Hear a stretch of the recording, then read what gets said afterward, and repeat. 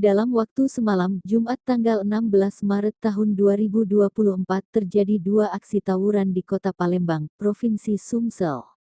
Setidaknya ini yang terekam kamera video warga dan viral di media sosial.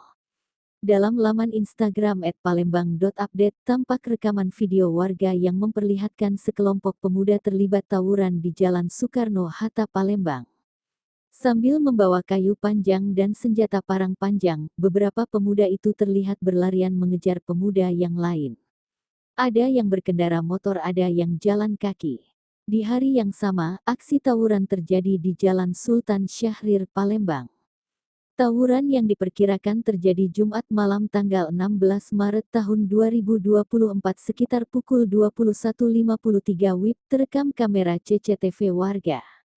Meski tidak tampak senjata tajam maupun kayu dalam tawuran tersebut, namun aksi yang dilakukan sekelompok pemuda itu sempat membuat heboh warga sekitar.